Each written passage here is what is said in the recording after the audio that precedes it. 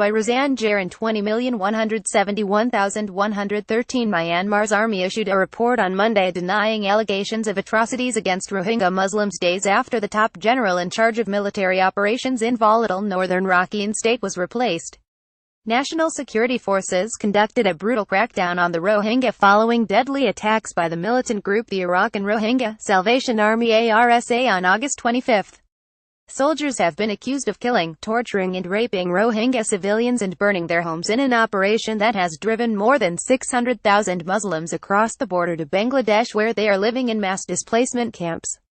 On Monday, the military published a 14-point post on Facebook on the findings of an investigation team led by Lieutenant General I Win, Inspector General of the Defense Services, that examined the performance of the security troops during the attacks in Rakhine's Mongda Township region. The team was tasked with ascertaining whether the troops had conducted their operations in accordance with their duty assignments during the time when the military was trying to restore regional peace and stability. The investigation team toured Mongda, Buthadong, and Rathadong townships, the epicenter of the ARSA attacks and security crackdown, on October 13, November 7. It interviewed more than 3,200 ethnic Rakhine, Hindu, and Rohingya villagers and recorded the accounts of more than 800 witnesses. The findings of the investigation have proved that all security members up sick from the leaders to the privates were aware of and strictly abided by the orders and directives of superior bodies, especially the rules of engagement in connection with the rights of self-defense and in discharging duties during the armed conflicts and anti-terrorist operations, said the statement posted on the Facebook page of Senior General Min Aung Hlaing, Commander-in-Chief of Myanmar's Armed Forces.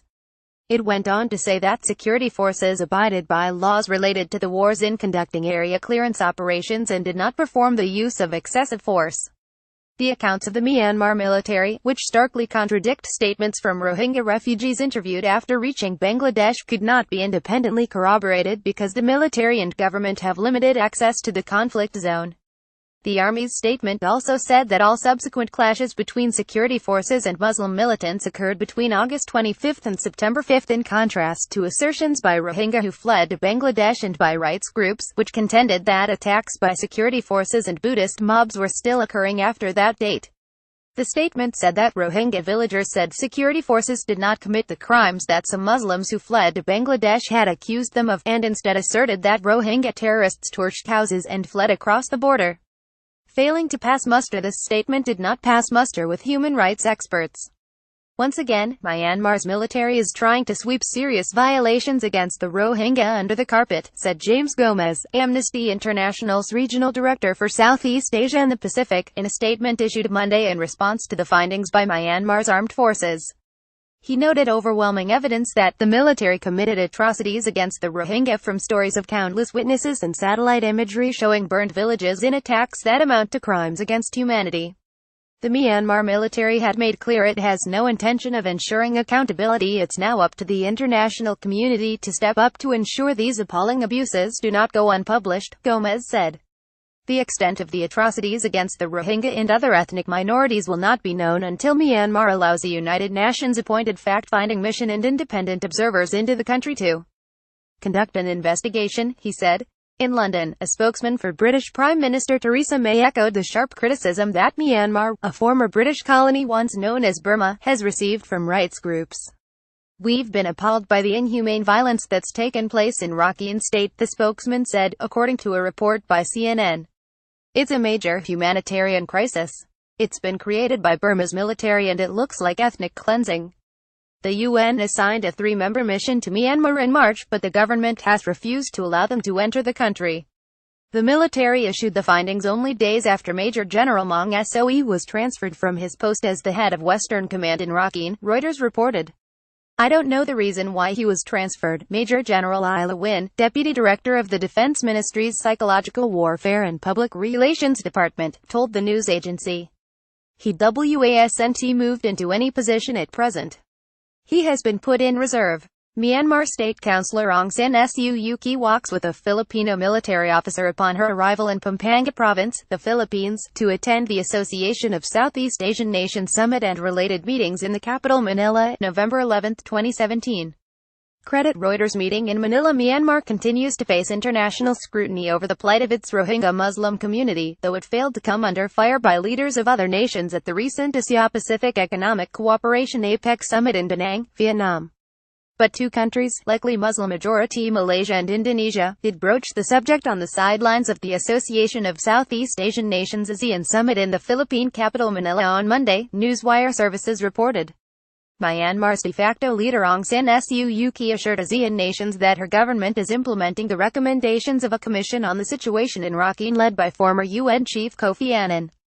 She also said that the repatriation of Rohingya refugees in Bangladesh would begin on December 12, 3 weeks after Myanmar signed a memorandum of understanding with Bangladesh, the Associated Press reported, citing Philippine presidential spokesman Harry Roque. On Sunday, UN official Pramila Patten, special representative of the Secretary-General on UAL violence and conflict, said in the Bangladeshi capital Dhaka that she would raise accusations of the Myanmar military carrying out organized rape with the International Criminal Court in The Hague, Reuters reported. When I return to New York, I will brief and raise the issue with the prosecutor and president of the ICC whether Myanmar's military can be held responsible for these atrocities, Patten was quoted as saying, after a 3-day visit to Rohingya refugee camps in the Cox's Bazar region of southeastern Bangladesh. Sexual violence is being commanded, orchestrated and perpetrated by the armed forces of Myanmar, otherwise known as the Tatmadaw, she said.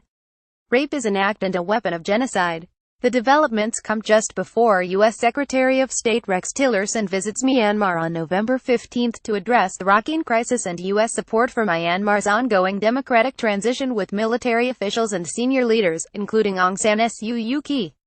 Tillerson said in October that the U.S. holds Myanmar's military leadership responsible for the brutal crackdown on the Rohingya. The world can't just stand idly by and be witness to the atrocities that are being reported in the area, Tillerson told Washington's Center for Strategic and International Studies think tank, Reuters reported. We really hold the military leadership accountable for what's happening, he said. On October 23, the U.S. placed restrictions on Myanmar's military for its abuse of Rohingya Muslims during the recent violence in northern Rakhine state. Some American politicians are now pursuing legislation to impose economic and travel sanctions on the armed forces and their business interests. Pope Francis, who has spoken publicly about the persecution of the Rohingyas, will visit Myanmar on November 27 to have private discussions about the crisis with Aung San Suu Kyi and President Htin Kyaw Naypyidaw. He will also address politicians, members of civil society, and diplomats in a public meeting. Later in Yangon, Pope Francis will with the Sangha Mahanayakamahana, a government-appointed body of senior monks that regulated the Buddhist clergy, at Kabai Pagoda and with Catholic bishops at St. Mary's Cathedral.